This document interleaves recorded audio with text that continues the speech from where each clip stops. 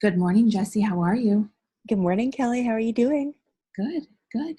We have another fun day for a video. Is that correct? Yeah, here we go with our Monday Minutes. Monday Minutes. Here we go. Um, so last week we talked about, an 1811 change. And I think this week is we're going to do something more maybe fun, where a possibility of using your Coverflow in a different way that maybe some libraries aren't doing, and this will give them some more flexibility. And also, I think that the site we're sharing today is definitely a look that people may want to have on their OPAC. So you've got a pretty awesome OPAC here, Jesse. Yeah, this is one that we created for our users.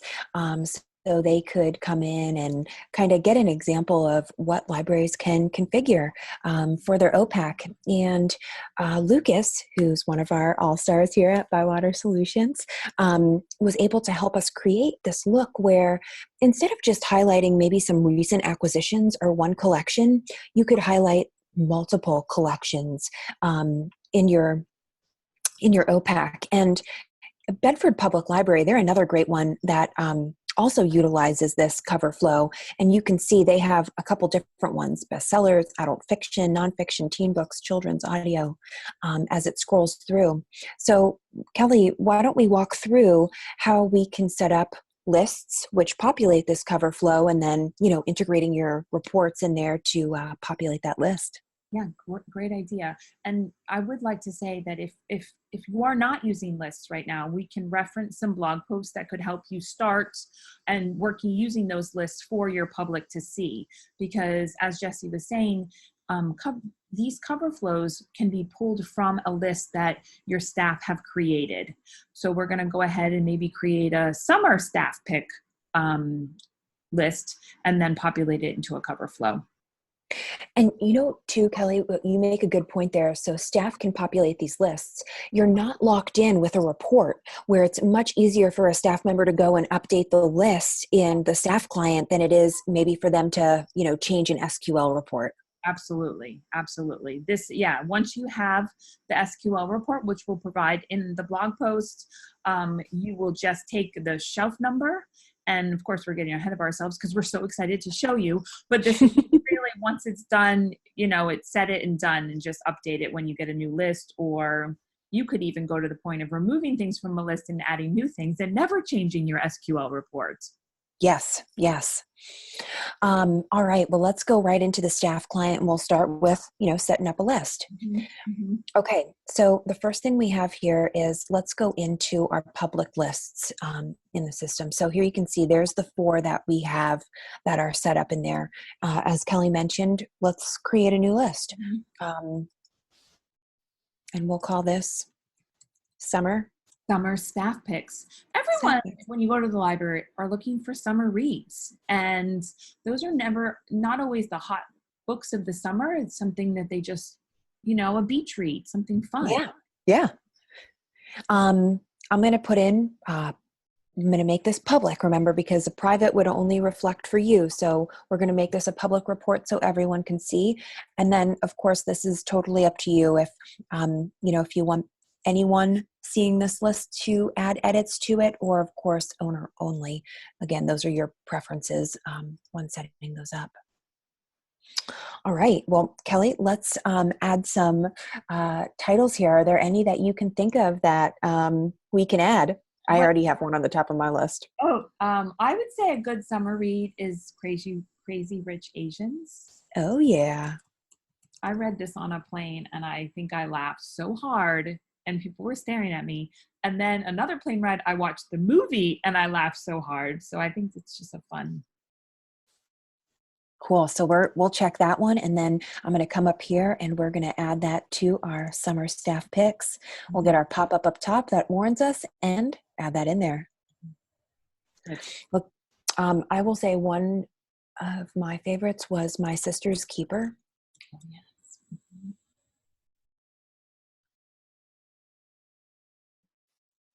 Here we go. A good one. Oh. One of my favorites, I read that at the beach one summer. Mm-hmm. All right, Kelly, can you think of another one?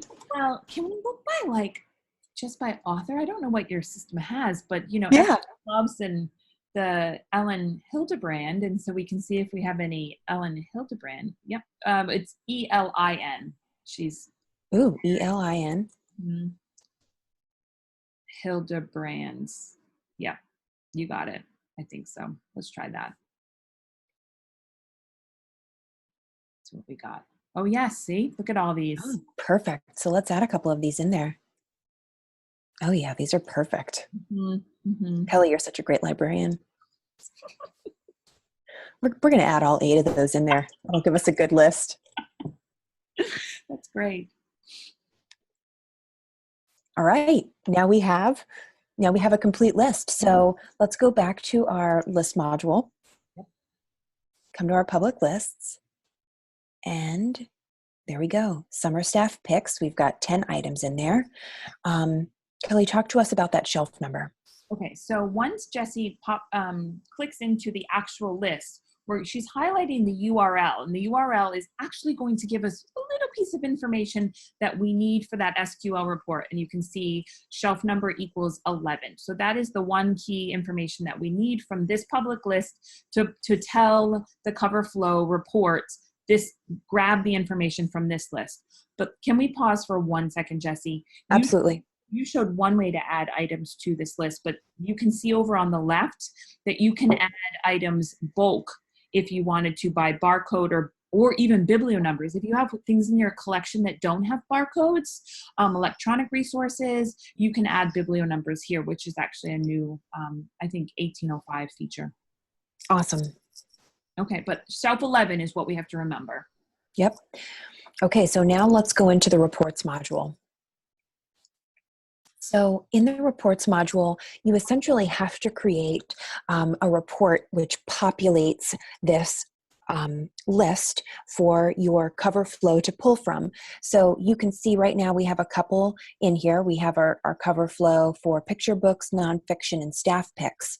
So again, we will provide the SQL for you in the blog post. But what we'll do is I'm going to duplicate this report. That way we can grab the existing SQL. So here you can see we're selecting the bib number, a substring, and then selecting the ISBN and the title. Because remember, the ISBN is what populates that cover image on the first page. So as long as you have an ISBN in that 020 field, you'll get that cover image. Now, we can go down a rabbit hole here and talk about making sure you have your Koshi server set up or your system preferences if you're pulling from Koha, or if you use Syndetics or Content Cafe, make sure you have those pulled in.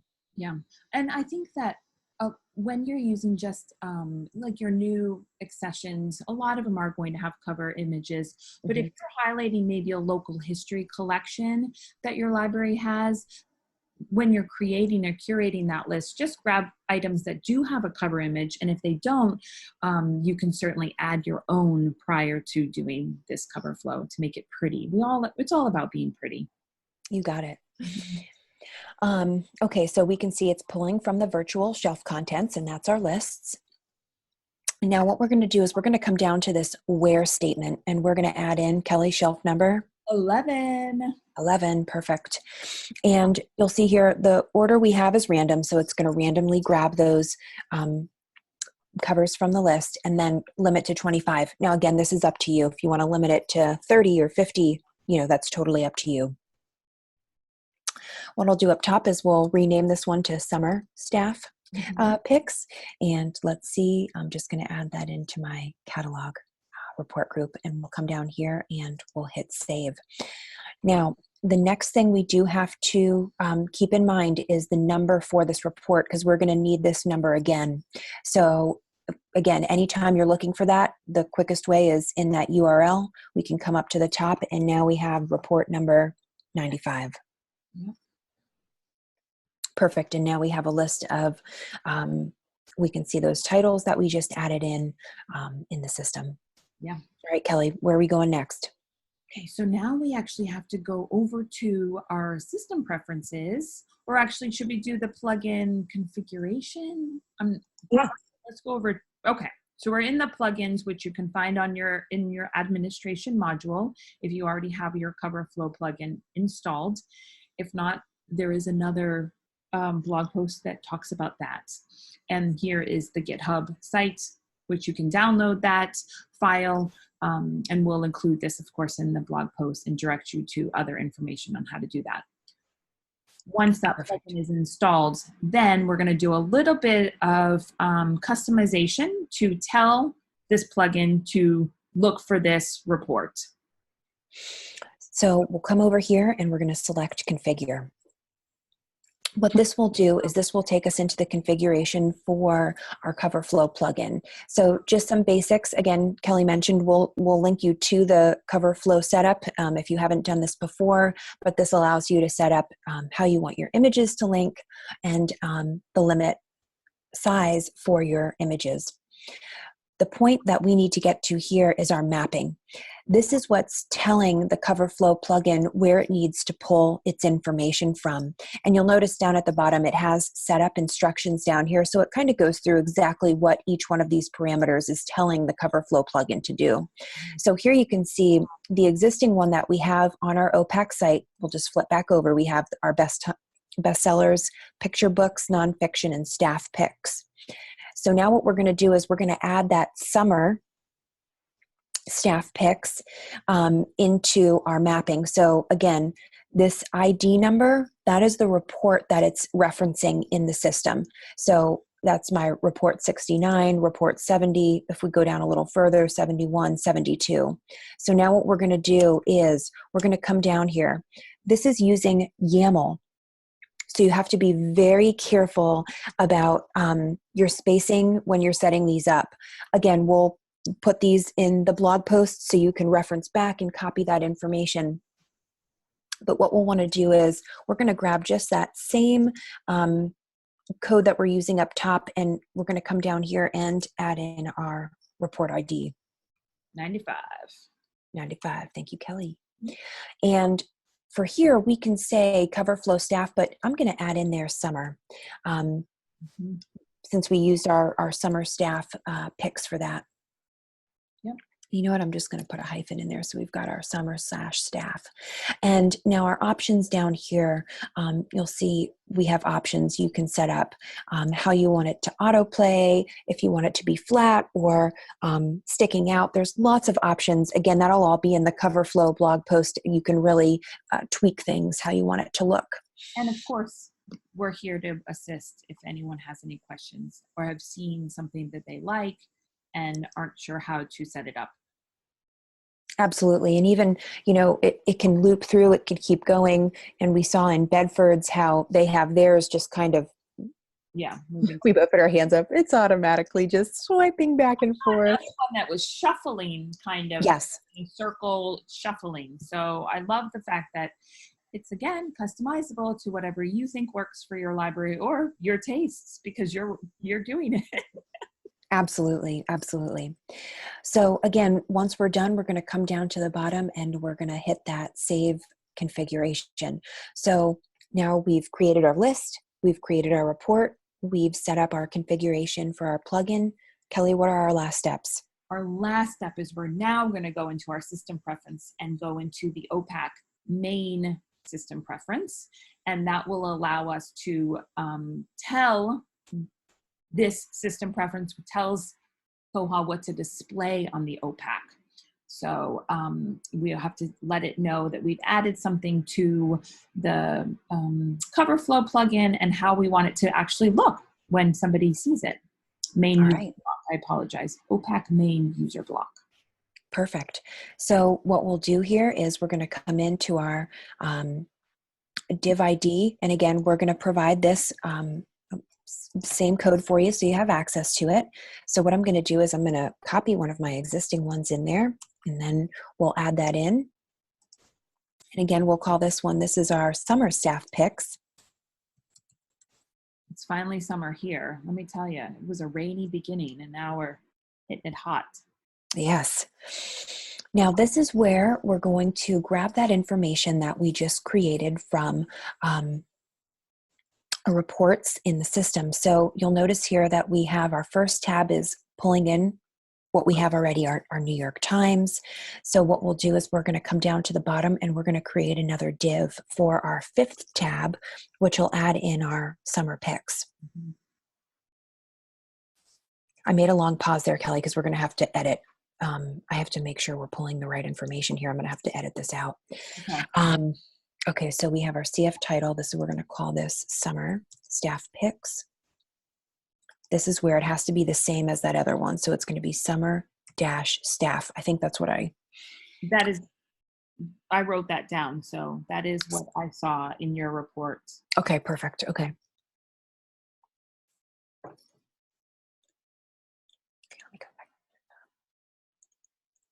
And the great news about having these tutorial videos, you'll also have those screenshots or that information visually so you can see it while you're performing this on your test site or your real site. Or you could go ahead and use our demo site and try it out. Either or. Absolutely. Absolutely. So now we've added in that 5th tab, which calls in our summer staff picks for our Coverflow. So we've added that in, and we're going to come down to the bottom and we're going to save our OPAC preferences. Now, again, there's one more that you have to take into consideration here when you're setting up your Coverflow plugin, and that's your OPAC user.js. And that is just referencing the Java for your Coverflow plugin. Again, we'll link to that in our blog post, and that's available on the GitHub site. And down, if you scroll down into the setup, they provide that information for you. That once you install the Coverflow plugin, it should go into your system preference, but it's good to know it does and where to find it. Awesome. All right, so now we have finished our setup. So let's go back over to our OPAC. We've done a refresh, and let's take a look at our summer picks, and there we go. Good job, Jesse. Good job. Good job, Kelly. Woo! And of course, if you wanted to change the order, maybe you wanted to highlight the the summer staff picks first, then you can of course change the order of how they appear in that Coverflow plugin first, customization, absolutely, and then here in the OPAC main user block. But this is fabulous. I love the fact that the lists are there and have always been there to kind of highlight a collection or something that you want your user to see. But now, as we all know, visual is the best way to go. So now we have a visual representation of our summer staff picks. Awesome. All right, Kelly. Well, thank you. Another great video to share with our partners and Koha community. Thank you, Jesse.